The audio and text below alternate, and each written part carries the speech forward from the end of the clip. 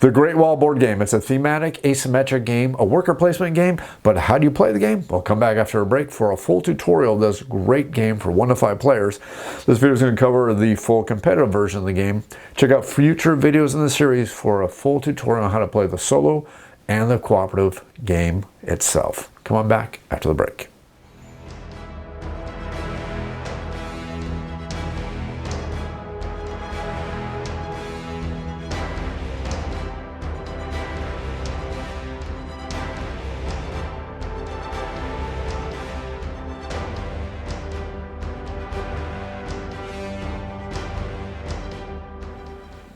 Hey everybody, welcome to the show Board Game Reviews. This is a YouTube channel dedicated to the tabletop gaming hobby, and this video is part of a video series looking at the game of the Great Wall. Now in this video, I plan on teaching you how to play the game, and I do know that this video is probably going to run a little bit longer, but this game is a little bit complex, but not super complex. It just has a little bit of idiosyncrasies. And I'm saying this because basically how I'm going to teach this game is going to be a little bit different from how I teach most of the games. I think this is going to work a lot better for this style of game, because this game plays out over years, and every year is going to be broken down into seasons. Every single season is going to allow you to do certain things. So I'm going to teach it along with the flow of the seasons. That way you can kind of watch this tutorial as you play the game and experience the things as they come up. And I think it's going to be the best way to teach the game. I also think it's going to be the best way to learn the game. Now, if you have any comments or questions, make sure you leave them down in the YouTube comments down below. I'll be sure to get to them as quickly as I can. You can also feel free to email me at offtheshelfboardgamereviews. That is otsbgr@gmail.com. I'll do my best to answer your emails as quickly as I can. If you enjoy the content and you want to keep seeing more content coming out there and you want to help support the channel, think about tossing a $1 tip jar over at Patreon. Patreon.com/OTSBGR. The channel is 100% sponsor-free, Kickstarter-free. It basically means I can bring out my own content, but it does come out at my own expense. So tossing $1 in the tip jar is a great way to say thanks, and also a great way to keep the content coming out there. If you enjoy this video series, click that like button, click that subscribe button, because it definitely matters to the YouTube analytics. And let's go ahead and start the tutorial video with a setup for the Great Wall board game. Teach you how to play the game. We'll use a 3-player setup as this example because I think it's going to be the best. But let's go ahead and hit things with the setup.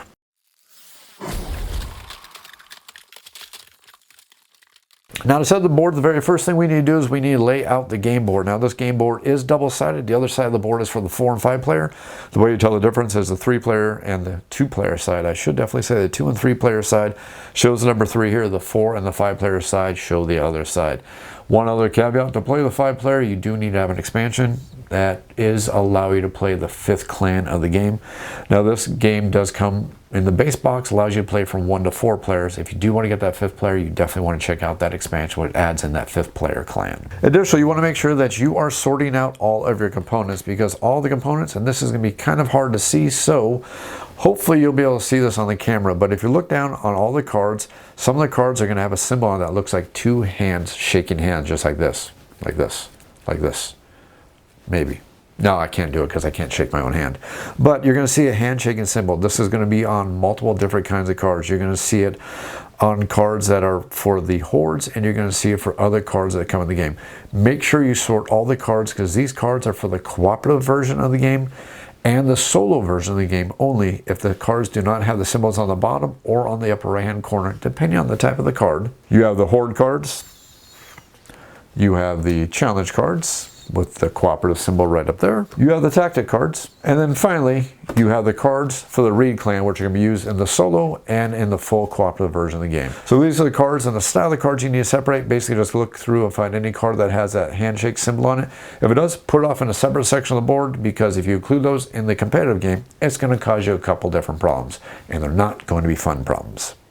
Or unless you want a good challenge. Once you separate out the cooperative versus the competitive components, it's time to set up our game for the full competitive game. So the first thing we need to do is we need to get our shame tokens.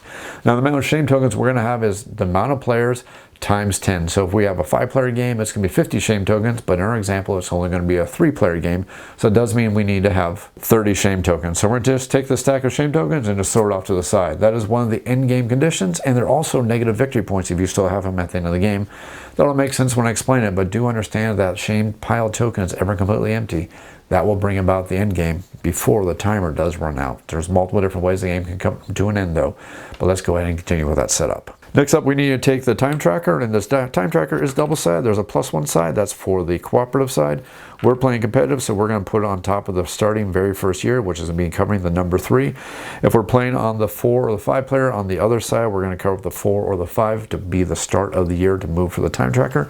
Next up, we need to take the stack of the artifact cards. Now, there's 5 artifact cards in the basic set.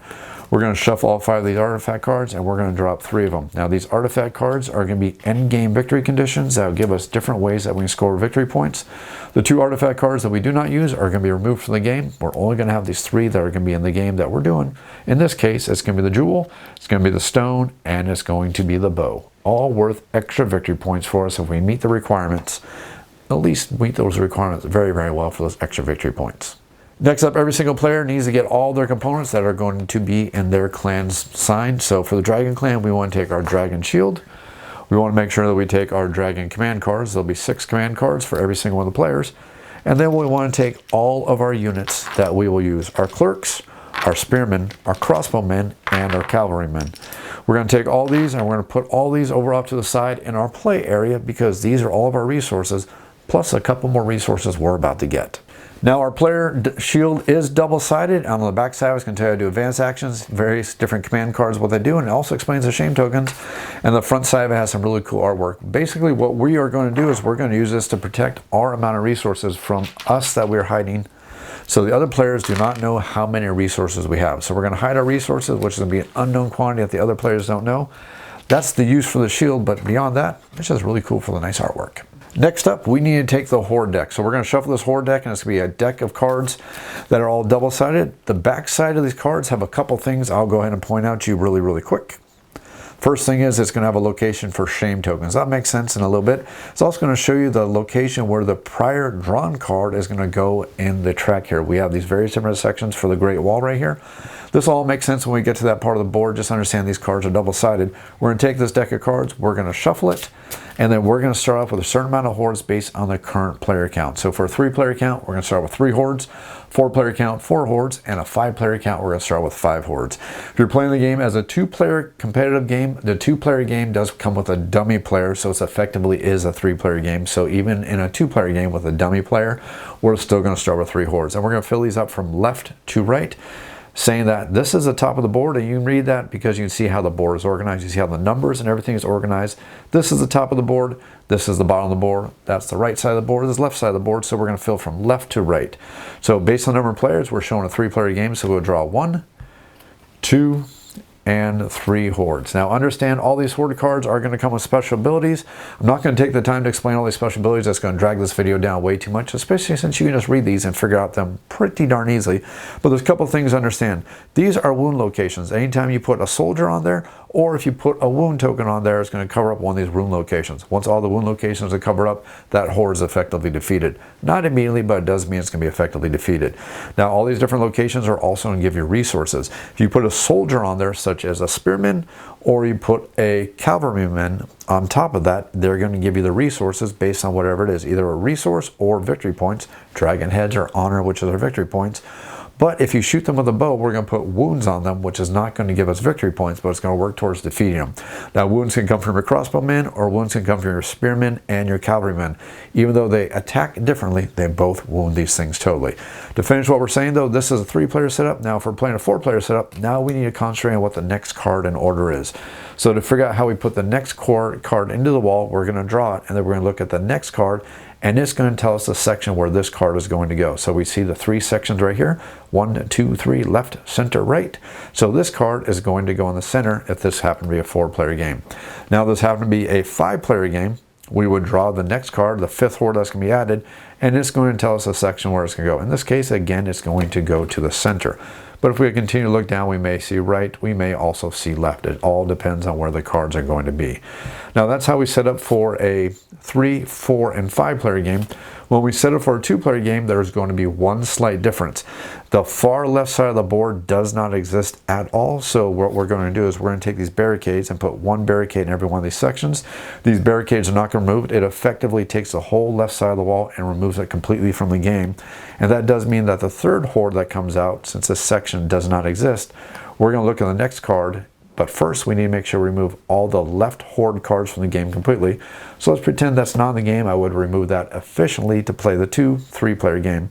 Then we'd see the next third Horde card would go right here in that location right there. Let's back everything up. We're playing a 3-player game. I just want to explain to you exactly how the 2-player setup is done. After we have our Horde played out, the next thing we need to do is put out the 9 barricades on the board right here. 3 barricades in every section of the wall. Again, there are 3 sections of the wall. I'll explain how all that works in just a moment. Don't worry about that. But these barricades always start in play. They're going to disappear at the end of the first year, but just understand that they're going to start right in the beginning of the game. Giving us these barricades, that'll slowly stop these invading hordes. Well, not all the hordes, but that'll make sense in just a moment. Next up, we take our stack of tactic cards. Now, these are the tactic cards that are for the competitive version. Make sure we're not playing with the cooperative tactic cards. We're going to take this stack of tactic cards, we're going to shuffle them up, and simply place them on their spot of the board right here where they go. This is the draw pile, this is the discard pile. As we use up the tactic cards, they'll simply be discarded face up into the discard pile right here. Once the discard pile is completely empty, if we need to draw more tactic cards, we'll simply shuffle up the discard pile, and that will become our new draw pile. And now we get to the generals. Every single player is going to gain 2 generals, and we're going to look at both the generals we received. The stack is going to be shuffled up, and every single player gets to look at the 2 generals they're given. These 2 generals are going to give us various different things, and I'll just cover these very quickly so you understand exactly what we're looking at. Every single general is going to have a name. Every single general is going to have a special ability. Every single general is going to have some thematic text, and then it's going to show you all the resources that that general is going to give you. There's the amount of wood you'll start with, amount of stone, amount of gold, amount of chi, how many tactic cards you're going to start with, and your current T level. This is going to be very important. I'll explain the T level in just a moment, but every single player is going to gain 2 generals. We're not going to keep both the generals, but we're going to get dealt 2 generals, and we're going to pick one of those generals to keep. Along with the 2 generals we're going to gain, we're also going to gain 2 advisor cards. Now, the advisor cards are going to be given to every single player after shuffling a deck of cards, and every one of these advisor cards is going to come with a special ability. They're also going to come with a name, and they're also going to come with some thematic text along with the artwork that happens to be on them. So once the player has their 2 generals and their 2 advisors, they need to pick which one of these generals they're going to keep. Now, basically, you're going to pick based on different abilities and just how cool they may seem. Once we pick the general that we are going to keep, the next thing we need to do is decide exactly which one of these advisors will be our active advisor and which one of these advisors is going to be the inactive advisor.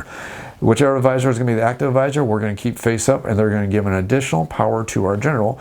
The inactive advisor is going to be placed face down underneath our general, and they're going to boost the power of our general. Now, we have to pick one as our face up, and we have to pick one as our face down. It's not an option. We can't keep both of them face up or keep both of them face down. Why would you want to keep them face down? Because you're going to see this little mathematical thing on every single one of our generals that tells you just how powerful that general's ability happens to be. And that basically is going to say is that we will get, each time we play a tactic card, we'll gain 2 times the amount of visible face down advisors we have in honor. So in this case, I would gain 2 honor every time I played a tactic card. But if I continue to get advisors and I continue to play these advisors face down, you will see that they're going to continue to add scrolls, and every time they add a scroll, that means our general's power is going to keep getting more and more powerful. So if we ever got to the point here where this ever happened, not likely going to happen unless you have the most amazing gold engine and your opponents aren't stopping you from doing things, we would see we get 2 times visible scrolls in honor every time we play a tactic card. So this basically means that we have 1, 2, 3, 4, 5 scrolls visible. So every time we played a tactic card, we gain 2 times 5, 10 honor every time we play a tactic card. That's amazingly powerful if you think about it. Every time we play a tactic card, 10 victory points, bam, 10 victory points, bam, 10 victory points. Oh yeah, that's a great way to go up that victory point track. But let's go ahead and continue with that setup. Now, any general that is not selected is just simply going to be discarded. That means the draw pile that we had plus the single general for every single one of our players that was not picked.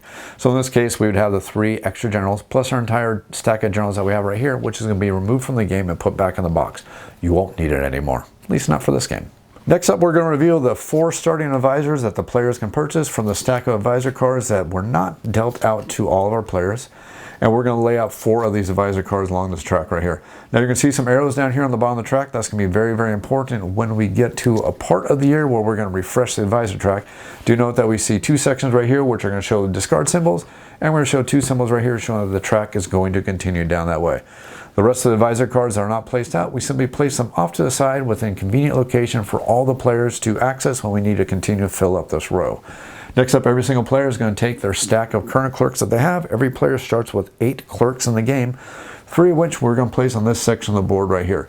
On future turns, if we spend gold, we can go ahead and add those clerks into our available worker pool, but until that happens, those clerks are sitting idly by, waiting for the money to afford them to go out to our current general and do work for that general. Next up, it's time for every one of our players to claim the resources based on the general they picked. Now remember, every one of these generals is going to give you a certain amount of wood, stone, gold, chi, and tactics cards. We'll get back to this T tracker number in just a moment. Understand, we would get more resources than that. I just didn't want to throw a bunch of resources out there, but we get 4 wood, 4 stone, 2 gold, 6 chi, at least in this example. Yeah, I shorted him this time. Don't worry, he'll get revenge in just a moment. Next up, every single player needs to place their honor marker at the 0 mark right here, showing the dragon symbol for their honor. This is going to track how much honor you have, and it wraps all the way up to 100. If you play very well, and you should be able to do this, at least on your first playthrough, and you get all the way to 100, you're going to get this little tracker right here that's going to tell you that you wrap the board and you have 100 extra honor. If you play very, very well, you get to flip that over to the 200 side, and then you get to continue to wrap the track all the way around again. Don't think you're going to go beyond 300, but if you do, put a picture and leave a comment down below. I'd love to hear what your strategy was to go ahead and break that 300 barrier. It'd be pretty darn cool to figure out how you did it. My best right now is about 215. And now we get to the T tracker for every one of our players. Every one of our players is going to have their T tracker, which will go on the board. I'll show you where that goes in just a second. But we're also going to have a T number. Whichever number among all the players is highest is going to be at the top of the T track, and whichever player happens to be lowest is going to be at the bottom of the T track. So this example, we see a monkey is 36. Turtle is make that turtle, not turkle, although I'm sure there might be a turkle somewhere in this world. But the turtle is 69, and we see that the dragon happens to be 72. So that means that since monkey is the lowest number, they'll be on the bottom. Since the turtle is the middle number, they'll go in the middle. And since the dragon happens to be the highest number, they'll go on top for the T track right here. After we figure out the T track, we're simply going to place all the T over here at the T section on the board, which shows what all of our T numbers are. Now the T tracker is extremely important. Basically, anytime we have anything that needs to be accomplished where multiple players will be taking actions, it's going to be in T order. Anytime we have any ties that may be broken, they'll be broken in T order. And the way the T order is whoever's highest up on the T track is the one who breaks all the ties. So the further you're up in the T track, the more power you have. So the long as you're at the top of the T track, things are going to go your way. As you move towards the bottom of the T track, well, other players get to take their actions, break ties, and do other things to make your life more difficult. So try to stay at the top of the T track as long as possible. But it's not the only strategy or the tactic for the game. Now, before we go any further, I need to cover one of those minor negatives about the game. This game loves its symbology. And if you don't learn the symbols, life is going to be miserable for you. Also, it'd probably take me about 15 minutes of video time to explain all these symbols. I think that'll bore all of you to tears. So I'm going to put this simply. Notice that at the back of the rulebook, there's going to be an icon list. It explains what all the icons mean, and all these icons are used in the cards, they're used in the gameplay, they're used everywhere throughout the game. So if you see a symbol, look at this icon list to figure out what the heck it does. Also understand at the back of the list, there's also going to be a flow which tells you basically how to play the game. It tells you how the seasons go, how to defeat hordes, resolving assaults, and killing soldiers, and all that stuff, and includes the co-op mode. So this is a very quick overview of how everything is. Understand it is on the back of the rulebook, and it's nice and handy, but by God, make sure you look at the icon list. It's going to save your sanity, and make sure you notice that the difference between an overseer and a resource. Those are one of the things that will cause a lot of confusion, especially if you don't know to look for it. Now that you understand the symbols, let's go and understand how all the components work, because the components are going to affect your strategies and how you're going to play the Great Wall board game. Now I'm going to cover everything for the competitive version of the game. Again, if there's enough requests, I will definitely do a full video about the cooperative, the solo mode, and all those things. But again, that's going to rely on the interest of the viewers out there. If you're interested in it, let me know in the comments down below. I'll make sure I do my best to get that video fully filmed and put out there for everybody. But let's go and break down this board and how this board is laid out. Like I said earlier, the board has a top, a bottom, a left, and a right. This top half over right here is basically going to affect the war. This bottom half of the board is going to affect all the gaining of our resources. So every one of these top half of the board is going to be broken down into 3 sections. We have the left wall section, the middle wall section, and the right wall section. It's going to be very important, like I said, when we look at all these Horde cards, because we're going to have the sections on the back of every single one of these cards. So just make sure you understand exactly how that works. We also have a slot for all of the barricades that'll go out there, and we're going to see some symbols down there, which is a nice reminder letting us know that it costs 2 of any resource except chi to go ahead and build that barricade. And then we're also going to have slots for all these Horde cards. Every single section of the wall can handle a total of 3 Horde cards. You'll see down here on every one of these Horde cards that we have 3 locations for all of our Horde cards. This is the section where we're going to be placing our command cards, which can resolve first, second, or third. Discard pile for all of our command cards. And then over here we have our turn track. Of course, next to that we also have our victory point, but let's go ahead and cover the turn track here because this can be very, very important. The game is going to be played out over years. Every single year is going to be broken out into seasons. The seasons are spring, summer, fall, or as I like to refer to it, autumn, and then finally it's going to be winter time. After we go through the winter time, we're going to see if the end game victory condition, I shouldn't say victory condition, but the end game condition has been reached. The end game condition has been reached. We're going to add up all the victory points and figure out who the winner of the game is. The end game condition for the game to figure out the game is going to come to an end, there are 3 of them. If the shame pool is completely empty, which means there's no more shame tokens available for players to take, the game is going to come to an end. If the turn tracker makes it all the way to the final year, the game is also going to come to an end. The final end game condition is that it's going to be if there are a certain amount of walls have been built. If we're playing a 3-player game and we have managed to fully complete 2 of the walls, every single one of these wall sections is 3 levels high. But if we manage to complete 2 complete wall sections, all 3 levels of them, the game is going to come to an end. But if we're playing a 4-player game or a 5-player game, it does require us to build all 3 of the wall sections all the way up to level 3 to bring about the end game. So those are our 3 end game conditions to make the game come to an end for itself. Next up, you're going to see these little sections right here. Don't worry about them. They're for the Black Powder expansion. This video is not going to cover it. Next up, we're going to have the rest section, which is a section behind the Great Wall, and that rest section exists whether the Great Wall happens to exist or if the Great Wall does not exist. So this is a rest section. It'll be referenced by many cards many times in the game. Rest section is right back here. This is where we place all of our soldiers except for our archers. Now our archers can be placed here, but generally speaking our archers are going to be on the wall because that's where they're going to do the most damage. Understand they can go to the rest section, but most likely it's not going to happen too often. There are some strategic reasons to do it though, so it is important to understand that archers can go into that rest section. Back to the time track though. The time track is going to track down the years, and during the springtime, at the start of every springtime, we're going to advance the time track. Additionally, you're going to see a section over here which is going to tell you how many Horde cards are going to come out every single year during that segment of the turn. And we're also going to see the lethality level, which tells you how lethal every single one of these Horde cards are when that Horde card is defeated. So if the turn track happens to be all the way over here, we know that during the year, during the Horde step, 2 Horde cards are going to come out onto the board, and every Horde card we defeat are going to slay 2 soldiers for every single player. It's not 2 soldiers total, that's 2 soldiers for every player who happens to be on the Horde card. Not our archers. Our archers are safe because they're not on the Horde card. So for example, if we had a situation here where red had a cavalry right there and another cavalry right here, green happened to have a spearman right here just like that, blue happened to have a cavalry there, and then finally green happened to have another spearman right here. And if the tracker is right here, we know that every single one of these players needs to kill 2 other soldiers that happen to be on that card when that card is defeated. That means red loses both their cavalry. That means blue does lose their 1 cavalry, and that doesn't mean that green loses both their spearmen. Now, that's a potential to lose them. There are ways to save them through card play and through also spending chi. We'll cover that when we get to that. Just understand that's exactly what the lethality number means. That's how many units each player needs to lose.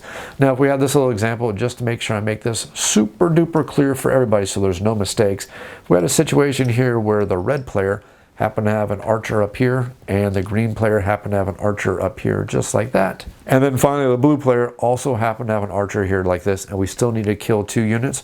Red would kill 2, green would kill 2, and blue would kill 1 only, because again, it's the lethality for the units that are on top of the card. Units on top of the wall are A-OK safe, unless we suffer a breach. Then it's horrible for everybody. We'll cover that in just a couple moments. Finish up our explanation of the board. Now let's go to the section of the board where we're going to do our worker placement segment of the game. Past the collection area where we're trying to collect these cards, now we go to the collection of actual resources.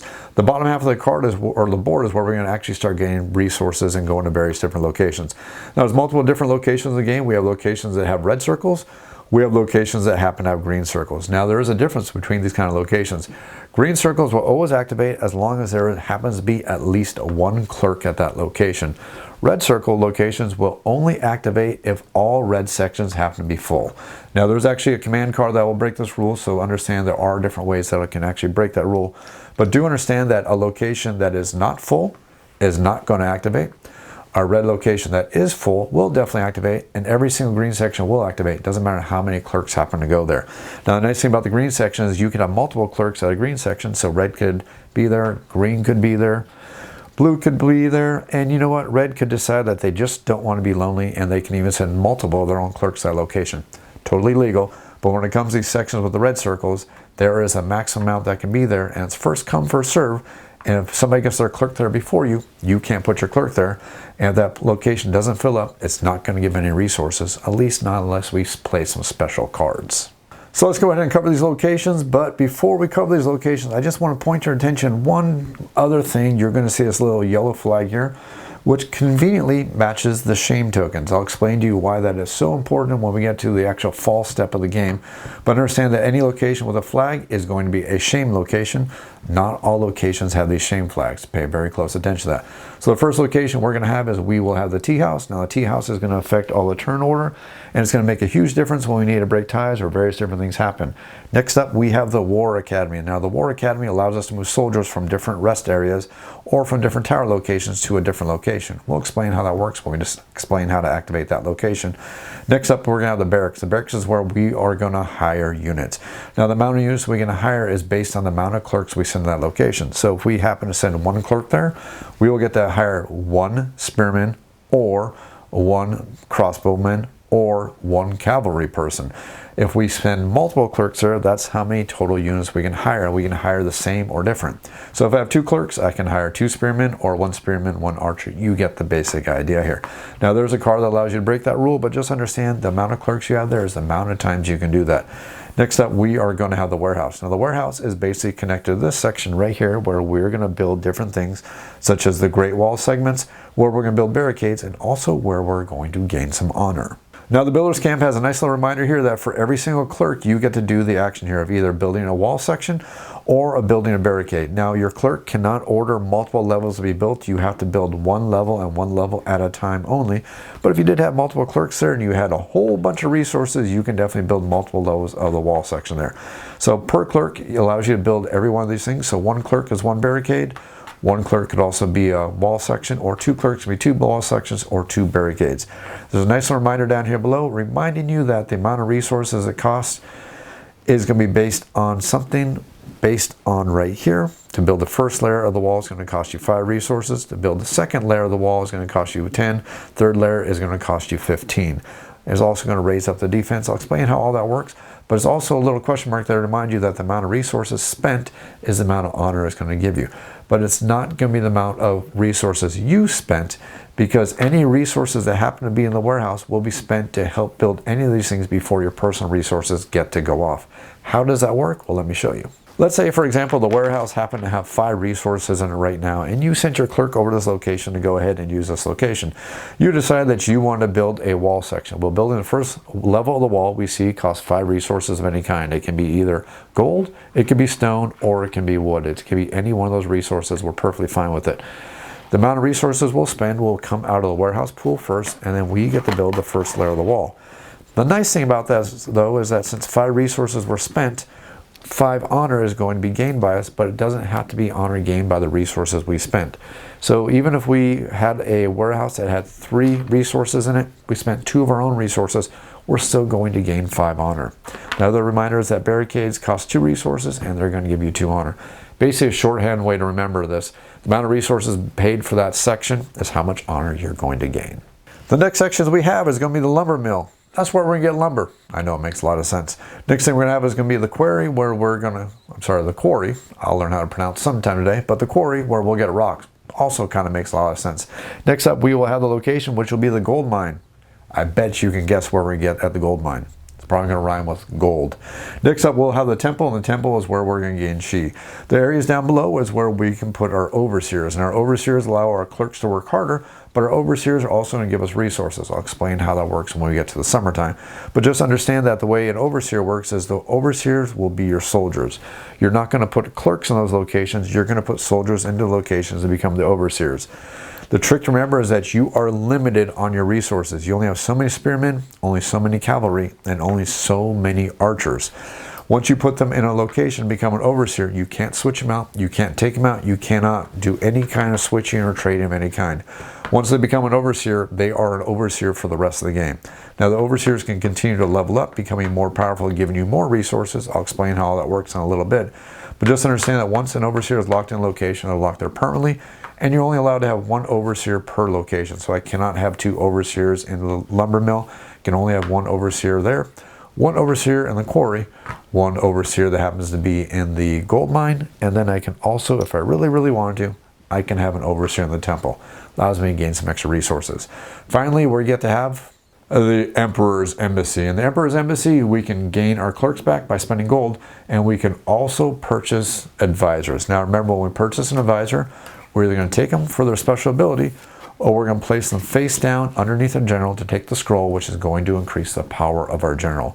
Every time we purchase one of these advisors, we will slide the track down immediately, and that card is going to be replenished immediately. So the nice thing about this is if you send multiple clerks to go to the embassy, you could have multiple chances to make multiple purchases of these assistants here. So you can gain an assistant, use your clerk to do so, and then reveal the next assistant, decide if you want that or one of the remaining assistants out there. But do understand that every time you take an assistant, you must decide if they're going to be face down or if they're going to put them face up for their special abilities. And finally, we have our command cards. And every single player starts the game with a hand of 6 command cards, and all the command cards are exactly the same for all the players. There's 6 different command cards, but every single command card does the same thing for every single player. Now, having said that, understand that the Reed clan for the co-op does have different special abilities on them, but again, I'm talking about the competitive game here. Now, every single one of these cards is going to have a couple different sections on them, and I'll explain all this when we get to the section explaining all these, but just understand that every one of these cards is going to be resolved from top to bottom, and it's going to have a power or an ability for you, and then you'll see right here it says other players. That means the other players are going to get the action that's listed on this card. Now, some cards have 2 sections. Some cards have 3 sections, so you need to pay exactly attention to every single one of these cards. An example right here, you would do something, your opponents would do something, and then you would get to do something. And every time you activate one of these cards, you must activate them from top to bottom, resolving all the powers and abilities of the card. Now, you don't have to activate a card, it's optional for you, but just understand that when you play your cards, your opponents have the options of using the powers of the command cards you play. Play your command cards very smart. Now that's a lot of introduction. What's the important thing? The important thing is how do we play the game? Now, like I said, the game is going to be played out over years, and every single year is going to be broken down into seasons. I'm just repeating this because this is going to be very important in just a second. We have spring, we have summer, we have fall, which I'm going to call autumn at least once in this video because that's how I say it. And the final season we're going to have is going to be the winter time. Now, the first year and the first year only, we start immediately in fall. We skip spring, we skip summer. We don't do any of the required actions for spring or summer. We don't even pretend they exist. The very first year, spring and summer just disappear. It might be a metaphor for real life. I'm trying to think about that one, but we're going to move right into the fall. So the way fall works, the very first thing that we do in fall is every single player is going to take their hand of remaining command cards. I say remaining command cards, that'll make sense when I explain that part of the seasons, but you're going to take your hand of remaining command cards and you're going to look at all your command cards. You're going to figure out exactly which command card you want to play, and you're going to play it face down onto the board in your play area, whatever you like. Just make sure you play it face down so everybody else around the table knows that you played your command card. Every other player will also play their command card, and once we have a situation where all the players have played all of the command cards, at that time and that time only, once all the command cards have been revealed or played, then and only then we will reveal all of our command cards. Now, I'm not going to take the time to go over every single one of these command cards because I think that's going to be beyond the scope of this video, and again, I think that's going to be something that's going to be boring, everybody. Just understand this is how the game plays. Trust me, when you understand how the game plays, these command cards are not that hard to understand. Just learn those symbols. That's the hardest thing about learning this game. But once we reveal all the command cards, then we're going to look at the T order. And I'm going to put this a little bit staggered just so you can see exactly what I'm talking about right here. Red dragon is on top. Turtle green is in the middle. Monkey blue is on the bottom. So in T order, that player needs to decide in what order they want their command card to activate going on the command track. This will be the command card that activates first, thanks to the 1. This is the command card that activates second, thanks to the 2. This is the command card that activates third, but we decide how the cards are going to go in the track in T order. So the red player, since they're the top of the T stack, will look at their command card and decide if they want their command card to go off first, second, or third. I'll put it over here on second just for grins, because it's beyond the concept of this video to explain why we would do anything like this. Next in T order is going to be the green player. The green player will look at their command card, look at the remaining 2 sections where they can play their command card, decide if they want to go first or third, play their card down, and now we go to the last person T order, which is going to be the blue monkey player. They have no choice. Their command card gets to go into the third section. That's the only option they have. Sorry, that's what they have to do. Once all the command cards are going to be played out, now we're going to resolve them in the command order, not the T order. Don't get confused by that. We're going to resolve them in the command order. Remember, first card, second card, third card. So now what we do is we take the very first command card and we will resolve these cards from top to bottom. The player controlling the card gets to decide if they want to do the actions. They don't have to, but they have to let the other players also make the choice if they want to take their reciprocal actions. So how would this work? Let's go ahead and look at this. Let's take the Raise Banners card just as an example. It's going to say move up to 3 of your clerks to any locations. For each despotism on the command track, move 1 additional clerk. Well, we see that there's Betrayal and Raise Banners on the track right here, so there's no despotism, so that's not going to go off. So myself as a green player, I'm going to take 3 of my clerks, pick locations out here to play them, and something may possibly happen. So let's just go ahead and put them out here very, very quickly, just so you can see exactly how things work. One important strategy and tactic to understand about when it says moving your clerks, though, is understand it does not mean just moving those clerks from your own individual pool. You can actually move your clerks from around the board that have already been placed. So if a card says you can move up to 4 clerks, I can pick 2 clerks from my personal pool and move them out to another board, and then pick 2 other clerks I already have on the board, move them to other locations. Because remember, you're trying to get those locations filled up so they produce those resources. So that is part of the strategy and part of the tactics. Understand that it's something you can definitely do. There's one caveat to this, though. If you ever have a location that is completely filled up with all the clerks, it doesn't matter if it's your clerks or an opponent's clerks or a combination of anything in between, once a location is full, it is locked in. No clerks can be moved out of that area. So you can't be a little bit of a jerk to other players. You can only move clerks on locations that are not completely full. So just to show you an example, if I had that despotism card right here, it says I move up to 4 clerks to any location that I want. I have all these clerks out here just like this, and I have a total of 4 clerks that I can move. Probably not the best card to have because I don't have 4 clerks, but let's go and show you how this will work. I could take 1 clerk and place it right here. That'd be my 1 of my 4. Or what I could do is I can place my 1 of my 4 like this, place my 2nd of my 4 just like this. Now, of course, that's going to give me a shame token, but remember, I can move 4 clerks from any location where they're on the board or bring them out from my pool. The only caveat is once a location is full, no clerks can move in or out of that location anymore. Make sure you're using that in your strategies because it's a very nice, I don't want to say deceitful, but yeah, it's a deceitful tactic, but darn, it's so darn great. Now that I've played the top half of my card, now we're going to activate the middle section of this command card. It says all the other players may move up to 2 other clerks to any 2 locations. Make sure you watch that terminology. It's 2 clerks to 2 locations, not 2 clerks to 1 location. Make sure you pay attention to that. And if somebody tries to cheat, well, just look at them and give them that eye. You know, the glare. The glare. Okay, we're done with that. So next up in T order, the players who are not the one controlling this command card are going to activate. Since this is green's card, we're going to look at the T order and see that red is on top. The red is going to activate the middle half of this card and take 2 other clerks and place them out here on the board. Now again, they have to go to different locations. So we'll go 1 right here, and we'll decide to go ahead and put 1 over here just like that. Now we'll go to T order. Green is next. Since this is green's card and this is other players, we're going to ignore that. And we're going to go to blue, which happens to be monkey. They will take 2 other clerks just like that, and they will decide to place their 2 clerks at 2 different locations somewhere out here on the board, and they will get to take the actions based on the locations that they went out there. Now that is done, now we're going to go to the bottom half of the card where it's going to say back to the green player who controls this command order card. They're going to say during the activation step, each of your clerks in the barracks counts as 2 clerks, and we get to ignore the shame penalty. Why is the shame penalty important? Well, let's go ahead and explain how shame works, how all these locations work, and why this is so darn important. Like I said earlier, every single one of these locations is going to be color coded, and they're also going to have different symbols on them, including the shame flags. If you ever go to a location and that location needs to resolve and you are the only person at that location, and if there's a shame flag there, when you activate that location, you have to take a shame flag.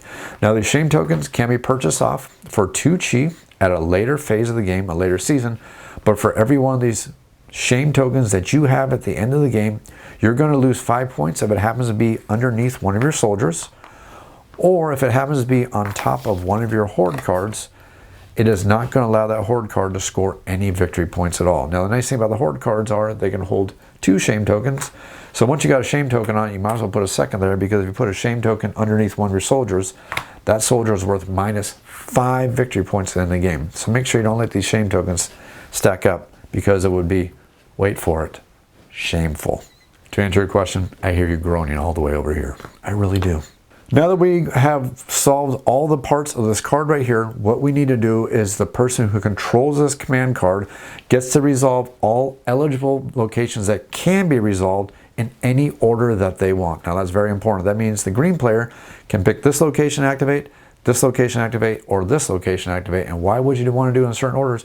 Well, you may gain resources. So if I activate this location right here, I might get some wood, which I can then use when I activate this location to buy me some soldiers, which I can use to go ahead and out there and attack the wall. So it's very important making sure that we choose how we want to resolve it.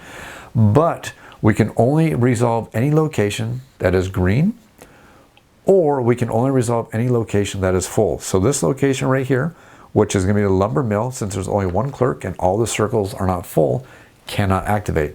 This clerk is going to stay here forever, ever, for the entire game until this location gets completely filled up. Now, that's not quite true. There's a way to get around that. I'll explain that when we get back to moving clerks in just a second, when I show you the next card in order here. But this location is not going to activate. This location, since all the locations on it are full, it can activate. This location, since all the locations on it are full, it can activate. This location, since it's a green location, it can also activate. Now, there's a couple things you need to understand about when we activate locations. The first thing we need to understand is every location except the Emperor's Embassy, whenever we activate it, we're going to activate it in T order, and all of the clerks at the location matching that player's color, meaning that person's clerks, all their clerks will activate that location at once. So it does mean, let's go ahead and use a slightly different example by taking this location right over here, just like this. Let's say this is the location that all of our clerks ended up, and we're going to go ahead and resolve this location right here. This location will resolve in T order, which means red will resolve first, since they're the highest in the T order. Green will resolve second, since they're the second in the T order. And then finally blue, since they're in the bottom of the T order, they're going to resolve last. Now, you don't need to organize them like that. I'm just doing this to help you understand and do the tutorial video here. But we're going to resolve them just like this. And what we're going to do is we're going to gain resources based on how many clerks you have here and however many overseers you have here. Overseers. Yep, overseers. They give you some extra resources. Let's give one of our players a couple overseers so you can see just how cool they happen to be. And through the magic of video editing, bing, red now has an overseer. Okay, so the way this is going to work, for every single one of your clerks you have at that location, you're going to gain that many resources. So in this instance, again, we're doing this in T order. Red would gain 1 wood, and they'd be going, hey, that's not bad. I gain a resource. I can use that resource to do some cool things. But if you have an overseer, they're going to give you bonus resources based on how far they are along this track. You'll see the bonus up here listed at the top. So I have a level 1 overseer. I would get +1 wood. Here would be a +2 wood, and here would be a +3 wood. Now, your overseer only gives you the bonus once. It's not the bonus per clerk. It's just your overseer gives you that bonus as long as they happen to be in that space. And that's pretty much a nice thing. They're also going to give you some resources during a later season, but just understand that when we resolve, we would take the resources based on however many clerks we have and however many overseers we have. So let's go ahead and give blue an overseer so you can see just exactly how that works. So now that red has gained their 3 wood, 1 for their clerk, and then they would also gain 2 more for having their overseer happens to be at that location, meaning that we would gain a 3 wood. We'll put this down here just like that so you can see how that works.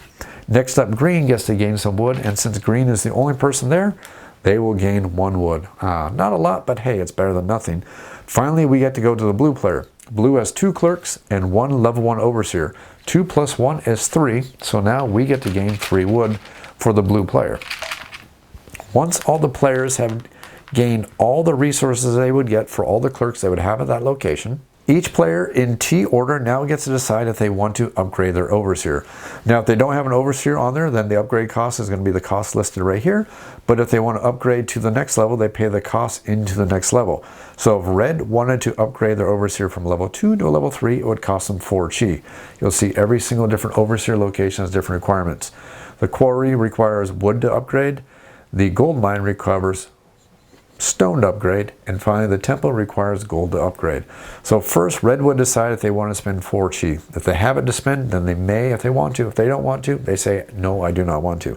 Next, Green gets the chance to decide if they want to, and Green decides that they want to spend 2 chi. So they would simply take 2 chi, show it to all the players, discard all the chi, and then they get to add an overseer. Now remember, overseers are soldiers, so you need to pick a spearman, you need to pick a cavalryman, or you need to pick a bowman. You need to figure out which one they are. And again, once they lock down the overseer track, they're stuck there for the entire game. So make sure you're picking resources and soldiers that you can afford to let them go, because you can't pull them towards the war effort anymore. They're locked into that overseer track for the rest of the game. So Green decides to spend 2, and they'll put their overseer just like that at level 1 on the track. Finally, Blue now gets the option. If they want to, they can upgrade their overseer. If they do, they would simply slide to the next section, spend a 3 chi in this case, and now their overseer happens to be a level 2. Now that we've had the chance to upgrade all of our overseers, players may now, again in T order, decide to make donations to the warehouse. Now, why would you want to make a donation to the warehouse? Well, every time you make a donation to the warehouse, you gain 2 honor. And if you ever forget, there's this nice reminder right here. Make a donation, gain 2 honor. Donation 2 honor, donation 2 honor.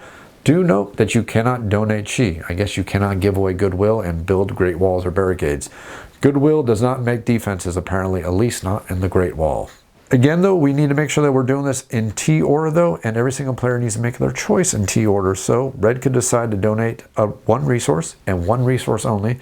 There is an advisor allows you to break that rule, but generally speaking, you're only allowed to spend 1 resource only. And then Green gets a chance to say, nope, I don't want to make that donation. I need all my resources. And Blue can say, you know what? I think I'm going to make that donation. I would love to have 2 honor and gain those victory points, and now those are going to go in the warehouse. Once resources are in the warehouse, these are the first resources that will be used to build anything over at this location. So these resources now can be used to pay for building up the Great Wall and for building barricades. So that's the nice thing about it. So if at a later turn, the Blue happened to send a clerk over here to this location, they would spend these resources first before they spend their own personal resources, but they still get the full honor even though they took resources out of the warehouse. Kind of a nice thing. We gain the honor over here, and then we go ahead and build the Great Wall. We get double honor. Great strategy. But now back to our resource gathering right here. Once we've gained all the resources, upgraded our overseers, decide to make any donations, then and only then all of the clerks are going to be returned back to the individual players who own those clerks. And they are available on future command cards to go ahead and send out on their actions. So that's kind of a nice thing. If you plan it right, you can send your workers or your clerks out on multiple locations across multiple command cards. Just got to align them perfectly. So all of these resource locations work just like that. We're going to do those 4 steps every single time we resolve those, as long as all 4 of those, or 3, or 5, or 3 of those circles happen to be filled up. Now again, the important thing to understand though is that if you are the only person who happens to be at that location when it resolves, going back to those horrible shame flags. But if a location resolves because only you have all the clerks there, the positive thing is you get to gain all those resources. The negative thing about that is since you are the only person with any clerks there, that means you have to take a shame flag before that location is resolved, and that's worth those negative victory points. Don't forget about that at the end of the game. Of course, that's only if you have all of them there. If one person happens to put a clerk there, breaking up the monotony, there's no shame for either one of our players. So if only one person is at a shame location, they get the shame token. If at least 2 or more people at a shame location, nobody gets any shame. That's the nice thing about those shame tokens. Next up, we have the embassy. So let's go and explain the embassy and how this works. When you send one of your clerks to the embassy, when this one resolves, you can spend 2 gold to go ahead and immediately gain one of your clerks and add them into your pool of available resources, or you can go ahead and buy one of these advisors. Now the cost of this advisor is going to be based on however many advisors you have currently, plus 1. So if you currently have 2 face down advisors and 2 face-up advisors, that means you currently have 4 advisors. That means to buy your next advisor is going to cost you 5. You're going to pay the cost in gold based on how many advisors you'll have once you gain that card. And the nice thing about this is, like I said earlier, if you have multiple clerks over here at the embassy, you can buy 1 card, see with a new card that comes in, buy another card, see with a new card that comes in, and then buy another card. Or you can break it up however you want, break up the monotony. Have 1 of your clerks, buy another clerk. Have 1 of your clerks go ahead and buy an advisor card, and then decide, yeah, you know what? I got a lot of gold. I'm Mr. Moneybags. I want to go ahead and gain as many of these clerks as I want to go ahead and add to the amount of resources and the amount of workers I have to send out there. So that is the embassy. Let's go ahead and go back over here to this section of the board right here, which is going to be the builder's camp. Now, I pretty much explained the builder's camp over here earlier, but just so this is nice and cohesive for this tutorial video, we can build sections of the wall, or we can build barricades. For every single clerk, you can go ahead and make that distinction. And for every barricade you build, you're going to gain 2 honor. For every section of the wall, you're going to get honor based on however much it costs to build that section of the wall. Now, the cost to build all the sections of the wall is going to be listed on the current top section of that wall. And it's also going to show you the defense for that section of the wall. So to build the first level of the wall is going to cost you 5 resources, and it's going to give you 8 defense. To build the second level of the wall, it costs you 10 resources. Notice chi is not one of the resources. And it's going to give you the next value of the defense, and we're going to see the next value of the defense happens to be 12. To build the final level of the wall is going to cost you 15 resources. And again, that does mean 15 honor. And you get the final section of the wall, which has 16 defense, but do note you can't build any more sections, so there's no symbol listing how much it costs to build the next section. Of course, as we're building up the wall, you're going to notice that we're getting more locations for the crossbowmen. Crossbowmen can only go in these locations, so that does mean the very lowest level of the wall can only have 1 crossbowman. The final level of the wall can have 5 crossbowmen, and that can be of any player's color, so you mix and match. And again, that could be a victory condition. Make sure you're checking these victory conditions, because some of them give you victory points for crossbowmen on the top of the Great Wall. Continuing our explanation of the board, we have the War Academy over here. Now, when the War Academy resolves, every single person who has a clerk here gets to draw 1 tactics card. So in this case, red would draw a tactics card and green would draw a tactics card. Pretty nice and easy to explain. Not a big one right here. We're going to bypass the barracks, because when you buy units at the barracks, they immediately get to attack. And I don't want to confuse things. We'll come back to the barracks in just a second. Let's go ahead and head right over here to the tactics area. Because in the tactics area, this allows you to move units from 1 rest area or from 1 section of the wall to another section of the wall. So let's go and add some soldiers onto the board so I explain exactly how that works. If the red player currently had a clerk over here at the logistics center right here, they would get to activate any 1 section of the wall and move all the units from that section that they want to another section. Now, they're not going to move all the units. They pick 1 of the 3 sections of the wall, and that's a section of the wall that's going to allow them to move. So for example, if my clerk was right here, I can pick this section of the wall that I'm going to activate, take this 1 lowly spearman, and either move him over here to this rest area or move him over here to this rest area. Or what I could do is I could pick this section of the wall and decide to move my cavalrymen all the way over here and move my crossbowmen all the way over here. Per clerk you have allows you to pick 1 specific area and move as many of the units as you want from that wall section to another wall section that you like. So that's how this logistics section works. Next up, we're going to have the T section. And now the T section is kind of one that we need to explain, because it can be kind of confusing if we're not very careful. Because like all things, they always resolve in T order, which can show you some very interesting things here, because this location will resolve in T order. You see that we have red here and we have a blue player here.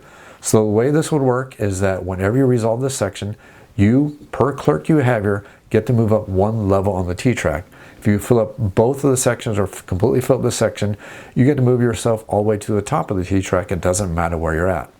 So this is kind of a double-edged sword when we get to this point, because in this example, red is top of the T track, so they are going to resolve first. So they resolve first, and they don't move at all. Then the blue, since they're next, will resolve, and they will go up 1 level on the T track, going from the bottom, going to the middle.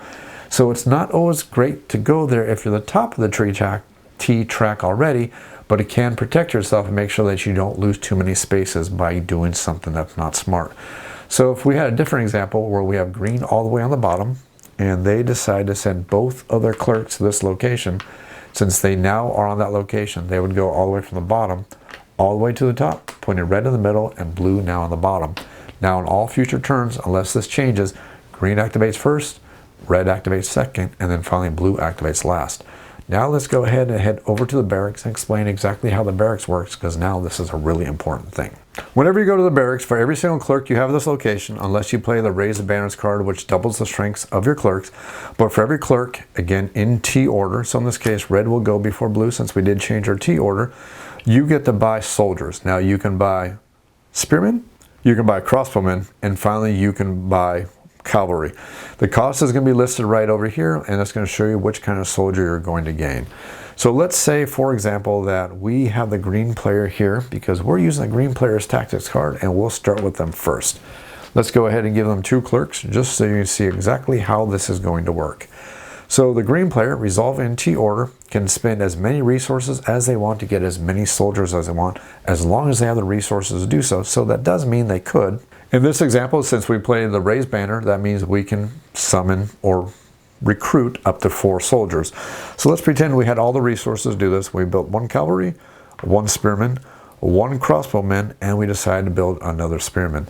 After we do so, we're going to go ahead and send these out there. Anytime a unit is recruited, they get to go out there and they get to attack immediately on any one of the wall sections that we want to do so on. So we can send this cavalryman out and go ahead and attack any of these locations. Make sure you pay attention to any of these special abilities of any of these cards. For example, shield bearers cannot be attacked by crossbowmen. There are pikemen, which make it so you cannot send cavalry there. Why can't you send cavalry there? Well, you see that cavalry take up 2 spaces. There's no way to put them out there because they have to take up 2 spaces. It's not optional. I can't decide just to take up 1 space and hang over. I have to take 2 spaces. None of these pikemen are in that ability, and we cannot do diagonals. It's orthogonal only. So I can place this cavalryman right here, and anytime you place a soldier down, you're immediately going to gain the resources you cover. So if I take this cavalryman and place him right here, I would gain 1 chi, and I would gain 2 honor for the green player. Hey look, our scores are finally tied. Then I can decide to put this spearman right over here. This would give me 1 chi. I can take this spearman right over here. This would give me 1 gold. And then I'll take my crossbowmen, I'll place them out here on the Great Wall. The unfortunate thing about placing crossbowmen is while they do wounds to any of these cards that happen to be attacking us, they don't give her resources when they do that, and we symbolize that by putting out wound tokens. Now the wound tokens look like this, and your archers can only attack horde cards that happen to be in the section of the wall that they currently occupy. That doesn't mean that this crossbowman cannot attack over here and cannot attack over here. Now there's an assistant that allows you to break that rule, and that assistant is actually really darn awesome. He also gives you honor when you shoot your crossbowman. That's kind of a tangent, just to let you know there are cards that do break the rule. But basically, when you put your crossbowman out there, he's going to attack any one of the sections of any of the horde cards that could be in this entire row. Which means that if we had a horde card like this, I could decide to shoot all the way out here. Here's one interesting caveat that I need to explain to you. Cavalry can also move all the way out. So if we happen to have 3 cards all the way out here like this, I could send my cavalrymen all the way out here to attack that section of the wall. I could shoot this section of the wall right here. Spearmen can never go beyond the first layer of the wall. It doesn't matter which 3 cards we pick when we recruit them, but we can only go out to the first layer. We cannot go out here or go out here. So I need to pick one of those sections, cover it up, which does a wound to that card, and then send out all of my units. Now, if any time you have to remove one of your soldiers from a location for any special reason, a card play or anything like that, make sure you place them with a wound, but that's a rare occurrence, but just understand that, generally speaking, once you put your soldiers out here on the card, they're pretty much permanently there until that specific card has been defeated. Now that we explained how to get our soldiers out there by buying these with the green, let's go ahead and finish this up with red and blue. And let's go ahead and show you exactly what it looks like when we gain some victory points for defeating these horde cards and show you just how that works. Let's go ahead and do the red right here, which is going to get a, let's give them a cavalry. And then let's go ahead and give blue, who will get a spearman. Now before we go any further, I do need to give you one quick caveat. When you defeat a horde card, they are not defeated until we resolve all of the locations down here, because there's basically a turn structure to the fall itself. The fall has a very strong turn structure. The way it is all players place a card face down. All the cards are going to be revealed. In T order, we're going to fill up the command track, and then we're going to resolve the card itself. Once the card is completely resolved, then we're going to activate all of the locations here, gaining all the resources. Then once all of the locations have resolved and we have returned all of the clerks to the respective players for any locations that actually do activate, Then and only then we're going to see if any of the Horde cards have been defeated. If any of the Horde cards have been defeated, the way we figure out if they've been defeated is if all of the wound locations have been covered. Now remember, soldiers cause wounds and these wound tokens cause wounds. If all the locations on that specific card have been covered, then that Horde card has been officially defeated. And when a Horde card has been defeated, players are going to get victory points, players are going to gain honor. But how does that work? Well, let me go ahead and show you exactly how that works right now. The first thing we need to do is figure out how much honor every single player gets just for doing anything versus this specific Horde card here. Now notice that this guy is over here in the rest area. He is actually not participating in taking out this Horde card. So he's basically, let's just ignore him because he's not going to interact. Even if I had this guy right here, they're not part of this. They're not interacting with that card at all because they did not take out this Horde card. It's only the units on the Horde card itself. So the first thing I need to do is take all the people off of the card just to make this super easy and kind of group them up nice and easy. So we see that green, red, and blue all interacted in taking out this Horde card. So that means that every one of those players gains 2 honor. Doesn't matter how many units you have there. You need to have at least 1 unit there. If you have at least 1 unit on top of the Horde card once defeated, you will gain 2 honor for doing so. Additionally, every single crossbowman who is on that wall section, even if they didn't do damage, that's irrelevant, it doesn't matter, as long as they happen to be on a wall section. So if we happen to have this mighty wall section that is over here just like this, both these crossbowmen happen to be up here, that means red is going to gain 2 more honor and green is going to gain 2 honor. Additionally, if we happen to have a situation that looked just like this, where red had 3 crossbowmen up here, then red is now going to gain 6 honor plus the 2 here for a total of 8. Green is going to gain 2 plus 2 more for a total of 4. Blue, all by themselves, is only going to get a measly 2 total honor. Next up, we need to figure out which player covered the most vital spots on this card. Now again, that's not total soldiers, that's covered the most vital spots. Now remember, cavalrymen cover 2 vital spots. So green covered 1, 2, 3, 4 vital spots. Red covered 2 vital spots, and then the blue player only covered 1 vital spot plus the wound, which was not calculated. Whichever player covered the most vital spots on that card gets to claim that card, and this card is now going to be worth that much honor at the end of the game, as long as there are not any shame tokens on top of it. If there's at least 1 shame token on it at the end of the game when we figure out the scores, this card is worth exactly 0 victory points for that player. But in this case, green gets to claim this, and they will get 7 victory points at the end of the game for claiming that card. Not too bad for their hard work. Now that we figured out who claimed the card, now we need to start doing damage based on how far up on the year track we happen to be. I'll show you exactly how that works right now. Every single player needs to look at the current lethality level based on how far we are into the years. In this example, we'd be in year 3, and the lethal level is currently set to 2. That means every single player, not total, but every single player needs to kill 2 total soldiers. Not 2 spaces worth of soldiers, but 2 actual soldiers. So that means that green must kill 2 soldiers. Smart thing would be to kill our spearmen. Blue needs to kill 2 soldiers. Unfortunately, we only have 1, so we're safe. Red also needs to kill 2 soldiers. Now again, these are soldiers who are on top of the card. Our spearmen, or I'm sorry, not our spearmen, but our crossbowmen on top of the great walls are perfectly safe. They're perfectly fine. They're perfectly A-okay, unless we have a breach. We'll cover breaches in just a bit. So now that we've figured out which players have to kill their units, all these soldiers would die, and anybody who's not killed gets to go back to the rest area. But wait, there's a couple ways we can save some of our guys. We can save some of our guys by playing tactic cards. We can also save our guys by spending 2 chi for every single soldier that we want to save. If we have any chi in our available pool, we just immediately spend the chi, and we get to save 1 soldier for every 2 chi we spend.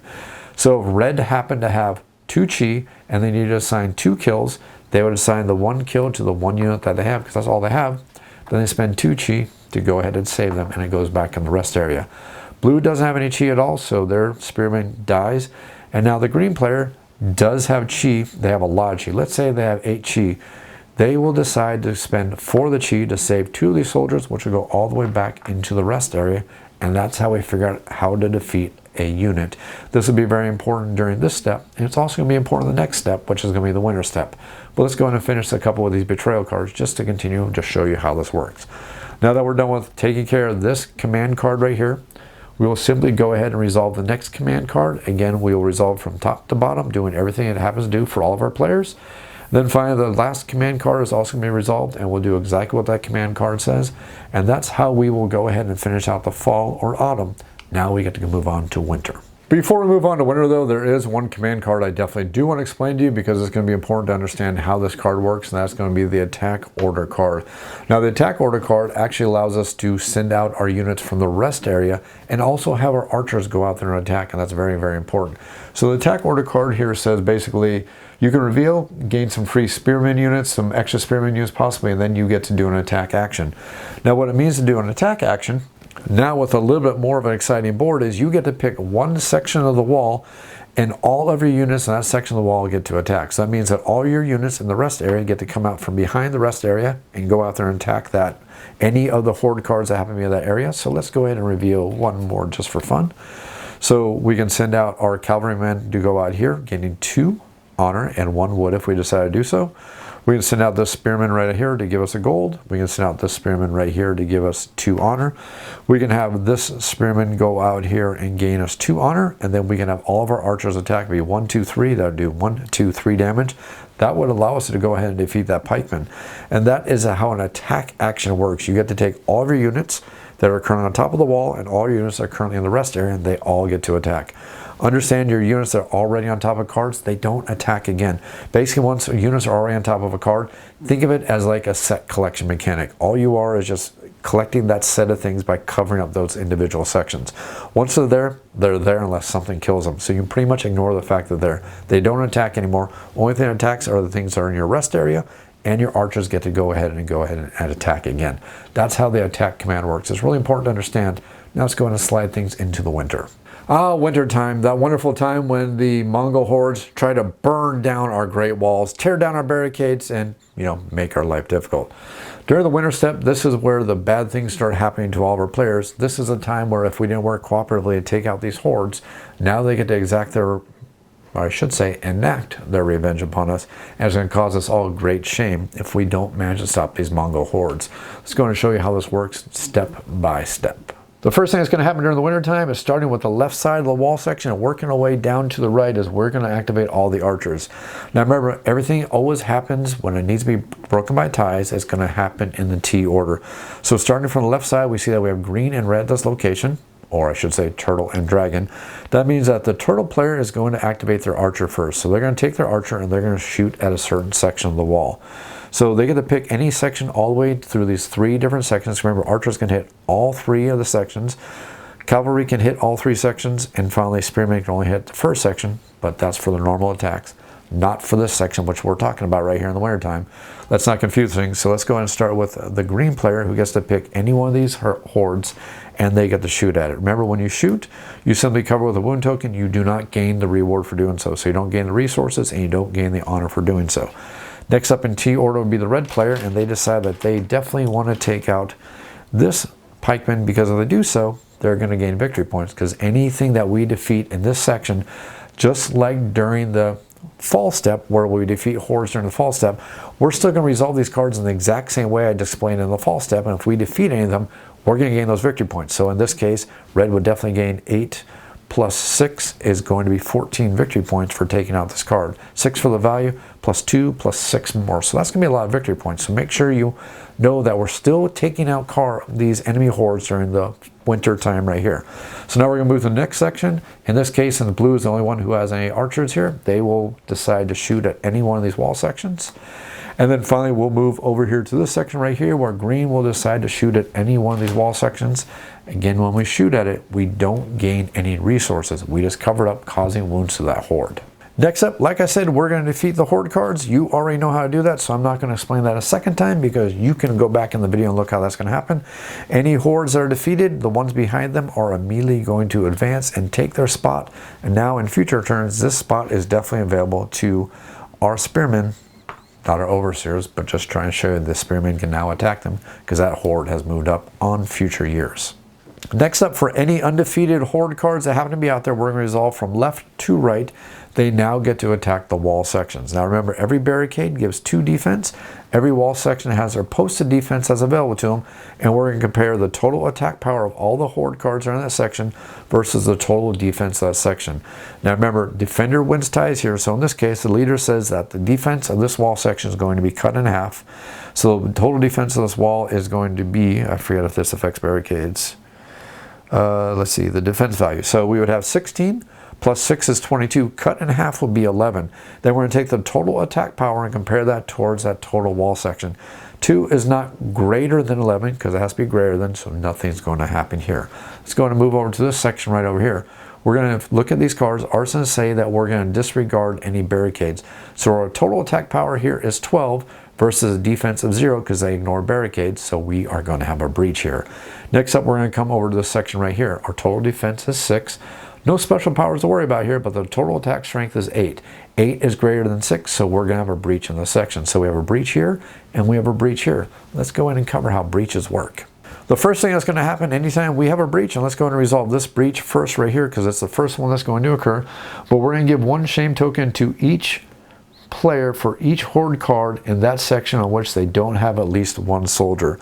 So that means that we would gain a shame token and a shame token because we don't have any soldiers right there for the green player and for the red player.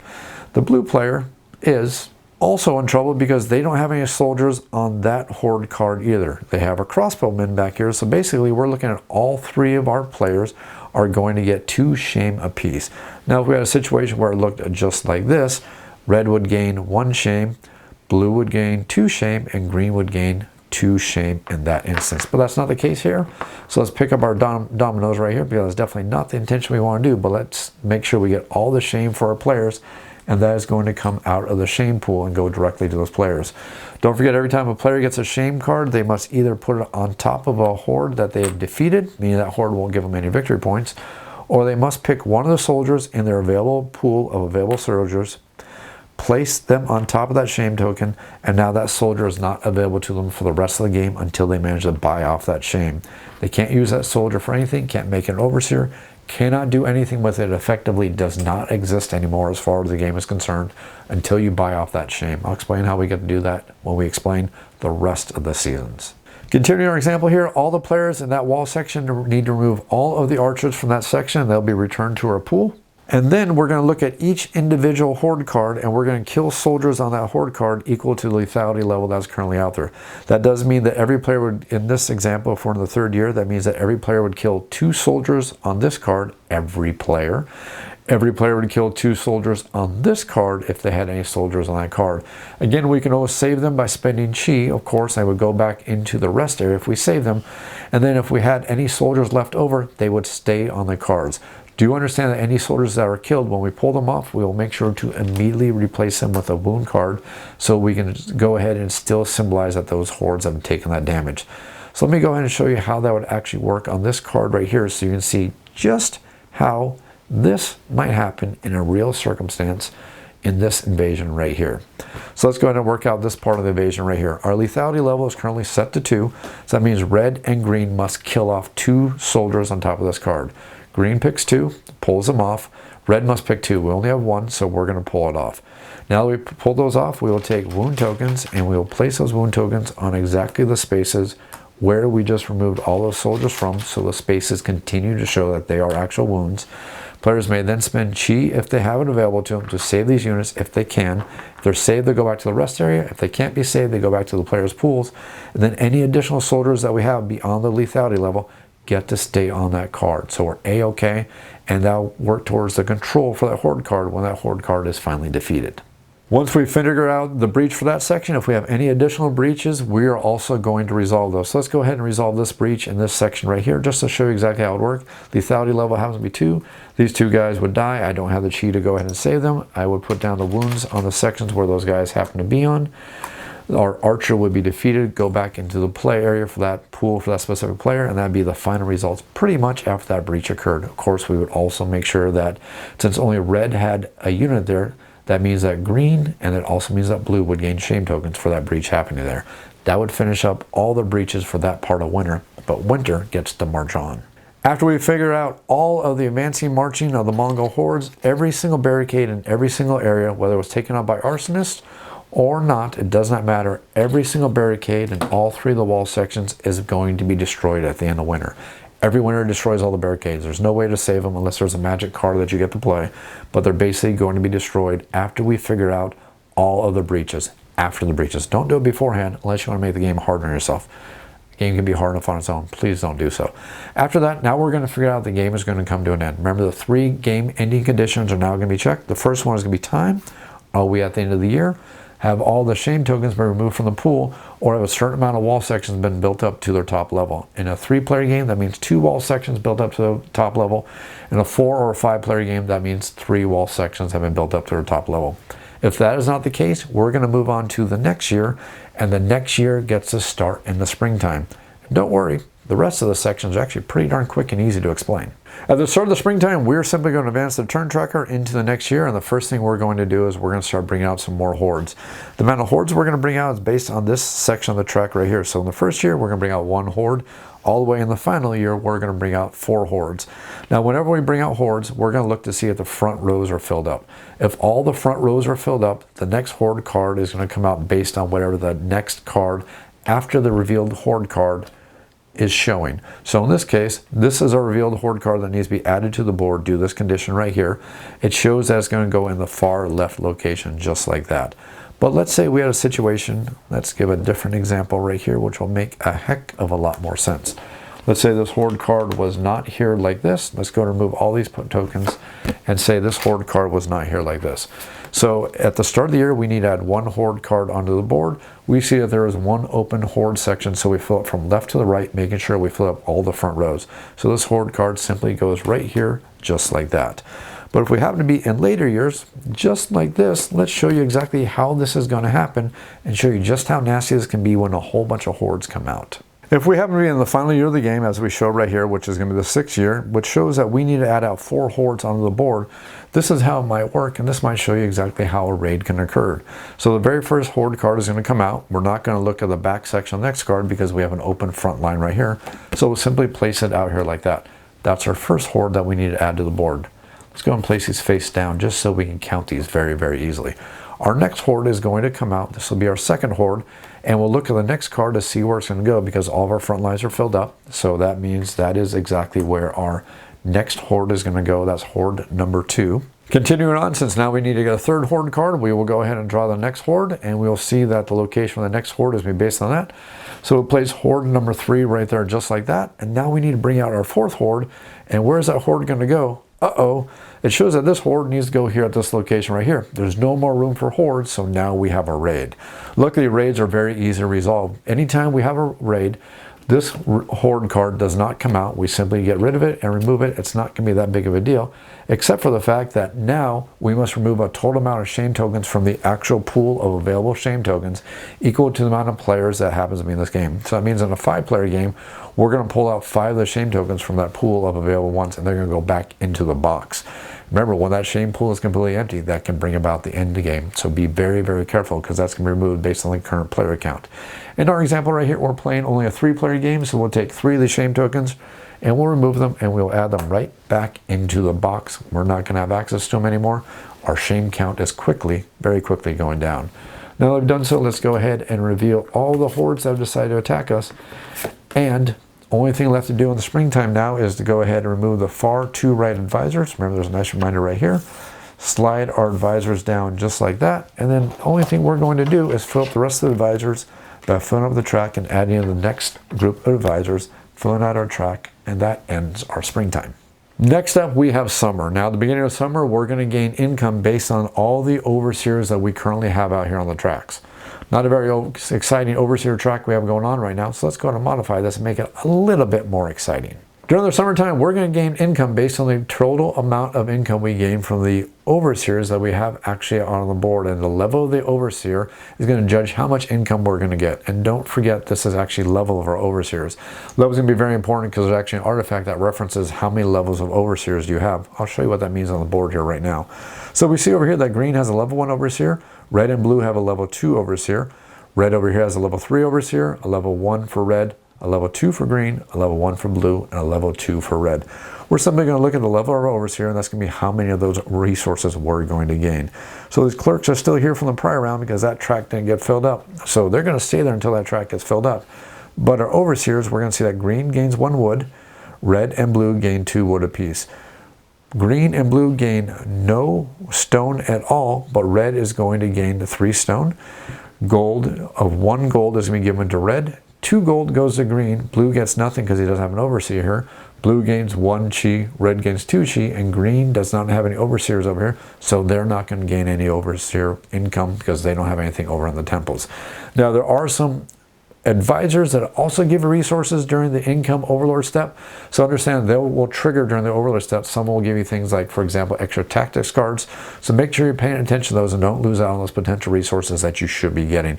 But after we figure out the income from all of our overseers, the next thing we have to do is every single player gets to spend 2 chi. And for every 2 chi they spend, they get to discard 1 shame token, which will go back into the pool. It doesn't go back into the box like a raid does. It actually goes back into the pool for us. So we can get rid of as many shame tokens as we can afford to get rid of and that we want to get rid of. And we can remove them from the back of Hordes cards that we defeated or from underneath our soldiers. Remember, we want to kind of take them off from underneath those soldiers because every soldier can't be used and it's also worth -5 victory points at the end of the game. So get rid of that shame as quickly as possible. Now we get to go to the cool part of summer and one of the extra mechanics I really like about the game. We're going to take all of the command cards that are currently on the command track, we're going to remove them, and we're going to place them in the discard pile.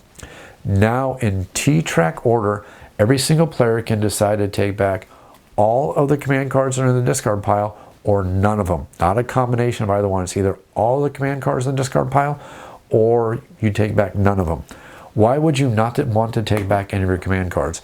Well, for every command card that's left in that discard pile at the end of summer, or at this part of the summer, you're going to gain 2 honor for every one of them. So it's possible to get 5 of your command cards in that discard pile. If you say, I don't want them back, that's going to be a total of 10 honor, which is basically 10 victory points. So make sure you're watching that very, very carefully.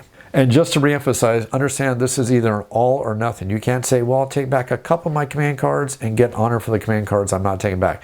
You either take them all back and gain no honor, or you leave them all in that discard pile and gain 2 honor for every single one that you left in that discard pile.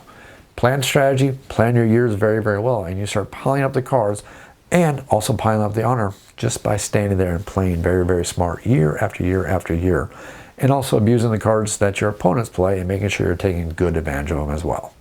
After we're done deciding about the command cards and if we're going to get them back or not, any ones that are not taken back are going to remain in this discard pile right here. And then we get to move back over to fall or autumn. And then we're going to continue the cycle like this over and over and over again.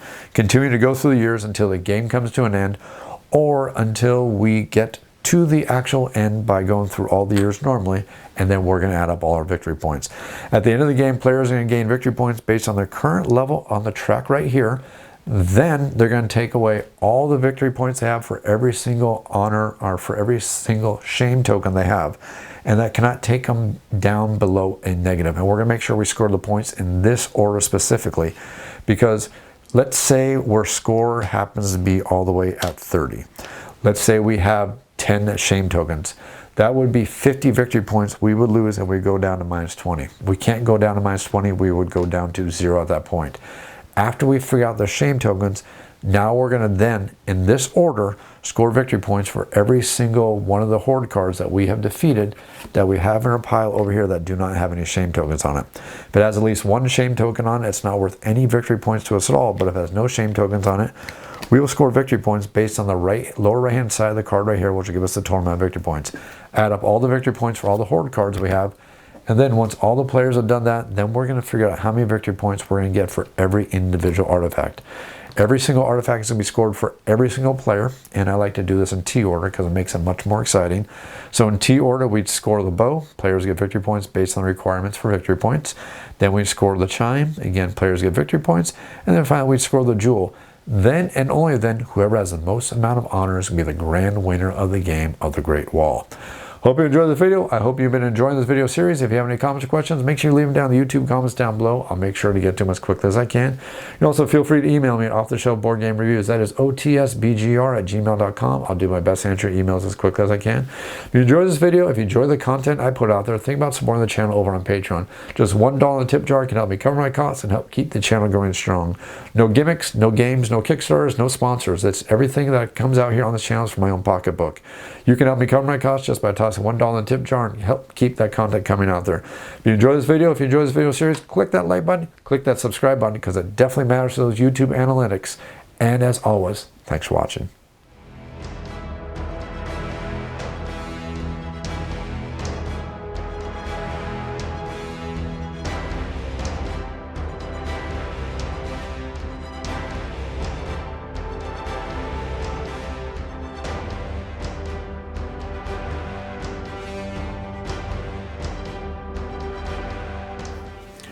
And now we get to the tree tracker.